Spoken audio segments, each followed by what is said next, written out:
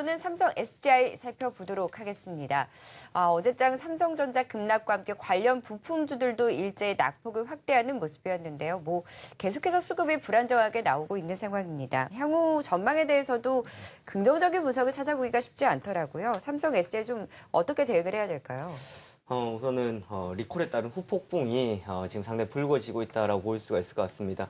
전에 삼성전자뿐만 아니라 삼성 SDI, 삼성전기까지 급락세를 보여줬었는데 특히나 지금 삼성 SDI가 가장 우려스러운 이야기들이 많이 나오고 있는 상황들입니다. 배터리 팩에 결국은 발화가 되었던 것이 삼성 SDI 제품이 삼성 SDI 제품만 나왔었다라는 소식에 가장 큰 타격을 주고 있는 상황들인데 전일 시장에서 영향을 줬었던 것은 결국은 처음에 리콜하겠다 해서 이미지가 상당히 개선된다, 좋아질 것이다 라는 삼성전자의 상황도 있었습니다. 하지만 삼성 SDI 같은 경우에는 그렇다고 해서 새롭게 바뀌는 것은 아무것도 없었던 상황에서 지금 공급을 중단한 상태에 들어가 있는 상황입니다. 거기다가 갤럭시 노트 7 사용 중지 권고에 결국은 추가적으로 급락세를 나타내는 상황들이었는데 사실 가장 처음에 나왔던 것이 미 연방청에서 나왔었던 상황들이었습니다. 승무원들에게 기내에 갤럭시 노트 7을 반입할 수 없도록 한다라는 소식이 나왔었고요. 이것이 전 세계적으로 불거지면서 지금 상당히 큰 타격을 주고 있는 상황들입니다. 이러한 상황에서 지금 우려가 되고 있는 것은 악재는 악재를 타고 온다고 중국 배터리에 따른 불확실성이 다시 또 부각이 되고 있는 시점이다라고 보실 수가 있을 것 같습니다. 사실 중국 같은 경우는 지금 5차 인증을 기다리고 있는 상황인데 아직 날짜가 정해져 있는 상황이 아니기 때문에 언제 될 수 있을지는 모르는 상황입니다. 하지만 우려스러웠던 것이 좀 기대감으로 바뀌는 듯 했습니다. 하지만 이번에 배터리 사태를 통해 가지고 다시 한번 이런 우려가 불거지고 있다고 보시면 될 것 같고요. 이 일을 통해서 3분기에 지금 실적은 적자가 또 확대될 것으로 전망이 되고 있는 상황입니다. 2분기 역시도 예상치보다 적자가 늘어났었던 상황들이었고 이번 3분기도 배터리에 따른 영향 때문에 적자가 이어질 것으로 나타나고 있기 때문에 당분간 회복에 대해서는 상당히 부정적으로 볼 수 있을 것 같고요. 그리고 지금 기관 외국인들 수급을 보더라도 9월 2일이었습니다. 리콜을 발표했던 그날 장중에 먼저 외국인과 기관의 많은 매도세가 나왔었던 상황들이었고 이때의 흐름들이 지금까지 계속해서 기관 외국인들 매도가 나오고 있는 상황들입니다. 그만큼 가격이 많이 떨어졌다고 하더라도 수급적인 부분에서는 크게 들어오지 않는다라는 것을 봤을 때에 이런 것은 조금 더 시간이 지나야만이 회복될 수 있을 것이다라는 것 우리가 살펴보시면 될 것 같고요. 그리고 마지막으로 우리가 볼 수 있는 것은 우선은 갤럭시 노트 7의 배터리를 공급하지 않는다라는 것이 되겠고 추후적으로 나오는 제품에 대해서는 다시 채택될 가능성만 있다라는 것 정도는 참고하시면 되겠습니다. 자, 다음으로는 원익 IPS입니다. 어제 굉장히 핫한 종목이었는데 참 아쉽게도 이 테라세미콘 흡수합병에 대한 이 긍정적인 이슈가 시장 하락에 크게 좀 끝까지 가져가지 못했던 것 같아요. 장 초반에 상승을 좀 많이 반납하면서 마감을 했는데요. 이 두 회사의 합병 좀 어떻게 판단하고 계세요?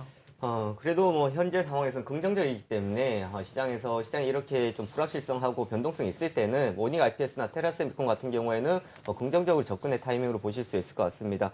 우선 전인 원익 IPS가 테라세미콘을 흡수 합병한다라는 소식에 원익 IPS는 장중에 5% 이상의 6%까지의 강세를 보였습니다. 하지만 상승폭이 좀 반납하고 끝나는 상황이었는데 지난 금요일 날 발표가 나왔었습니다. 원익 IPS가 존속 법인이 되는 것이고 테라세미콘이 소멸 법인이 됩니다.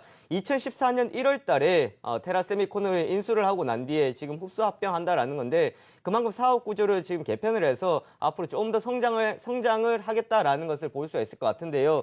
우선 지금 두 회사의 합병의 시나리오를 두고 시장에서 상당히 긍정적으로 많이 볼 수가 있는 상황입니다. 디스플레이 종합 장비 회사로 발전하겠다라는 포부를 밝히고 있는데 우선 가장 긍정적인 것은 두 회사 간에 중복 장비가 없다라는 겁니다. 그만큼 중복 장비가 없기 때문에 앞으로의 판로를 조금 더 개척할 수 있을 것 같고요. 그리고 원익 IPS는 반도체 장비 매출이 높은 상황이고 테라세미콘 같은 경우에는 디스플레이 매출이 높은 상황들이기 때문에 상당히 긍정적인 포인트로 보시면 되겠습니다. 거기다가 단조로웠던 거래의 다양화를 보실 수 있을 것 같은데요. 테라세미콘은 중화권에 지금 지속적으로 공급 계약을 체결하고 있는 상황이기 때문에 원익 IPS가 이것을 통해서 앞으로 중화권 진출까지 한다 그러면은 이건 역시도 시장에서 전체적인 평가를 봤을 때 좋은 평가다라고 볼 수 있을 것 같고요. 비용 절감을 통한 원가 경쟁력을 강화할 수 있을 것이다 라는 것 또한 비용적으로 긍정적인 포인트라고 보시면 될 것 같습니다. 외형이 증가가 되는 상황에서 추가적 디스플레이 장비 연구 개발의 효율성을 증가한다라는 대목으로 보시면 될 것 같은데요. 이 두 기업의 이제 합병에 따른 결과는 내년 이제 1월 달에 상장이 됩니다. 신주는 내년 1월 5일에 상장이 되는데 아직까지 남아있는 여러 가지 절차가 있습니다. 하지만 이 절차를 통해서 합병이 뭐 무효가 될 것이다라는 것은 지금 없을 것으로 보여지고 있고요. 제가 지금 계산을 해보니까 테라세미콘을 지금 매수를 하신다 그러면은 현재 원익 IPS의 가격과는 거의 동일한 상황입니다. 그러니까 두 회사 간에 지금 가격 차이는 많이 없는 상황이기 때문에 접근의 타이밍을 보신다 그러면 테라세미콘으로 보시던 원익 IPS로 보시던 둘 다 시너지를 보고 접근하시는 게 좋겠고요. 만약에 테라세미콘이 여기서 하락을 한다 그러면 원익 IPS보다 테라세미콘 접근이 더욱더 유효하다라고 보시면 될 것 같습니다.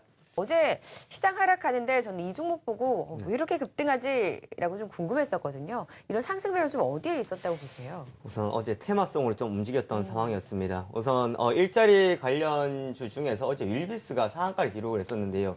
윌비스가 급등을 하면 사람이 네이처, 그다음 에스코네 관련주들이 따라가는 상황이었습니다. 일자리 관련주라고 묶어볼 수 있는 관련주들이 동시다발적으로 상승을 하면서 시장 투자자들이 상당히 많은 관심을 보였습니다. 우선 사람이 네이처를 보기 전에 먼저 말씀드려야 될 것이 윌비스일 것 같습니다. 윌비스는 우선 두 가지라고 보시면 될 것 같은데요. 첫 번째는 지금 대선 테마와 엮여있다라는 인맥과 엮여있다는 소식이었고요. 그리고 두 번째는 지역 역시도 공장이 그쪽 지역에 있다라는 것 때문에 어제 급등세를 나타냈던 부분도 있습니다.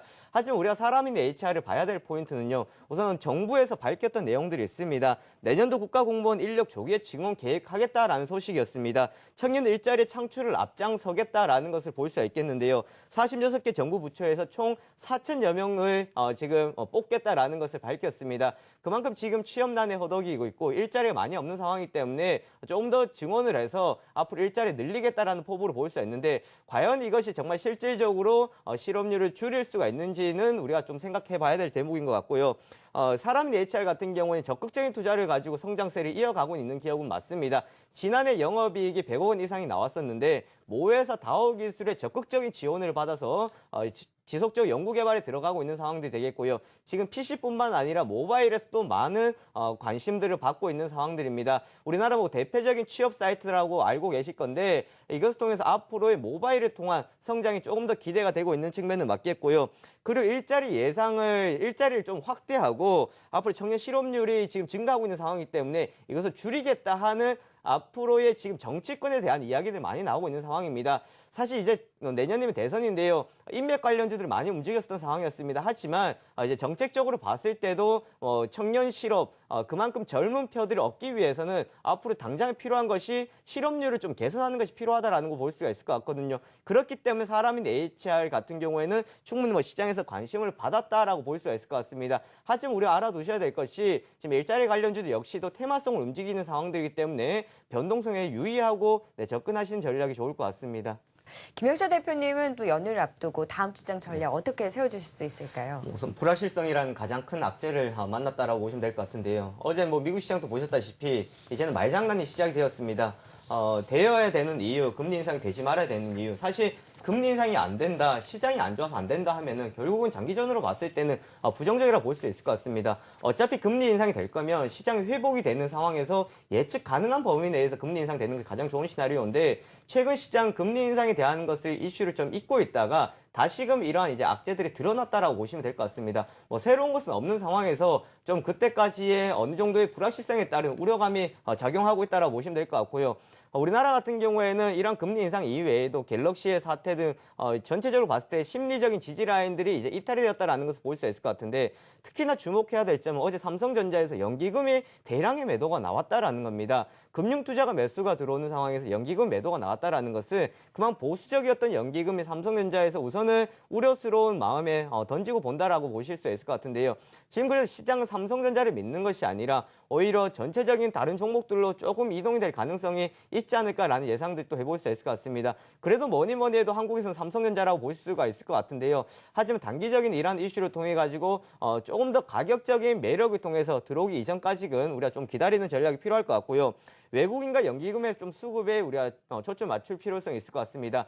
전일 외국인들의 매도세가 상당히 크지는 않았습니다. 하지만 삼성전자의 하락이 컸었기 때문에 시장행이 줬었던 하락의 포인트는 크게 나타났다고 볼 수가 있을 것 같은데요. 같은데요. 오히려 오늘 반등이 나온다 그러면 대형주의 반등도 있겠습니다. 하지만 소형주들, 작은 종목들의 반등세가 오히려 더 강하게 나타나지 않을까라고 볼 수가 있을 것 같고요. 앞으로 자동차나 화장품, 소형주는 여전히 잡아가는 접근 전략으로 유효한 상황이기 때문에 그 포인트를 보고 가시면 좋을 것 같습니다.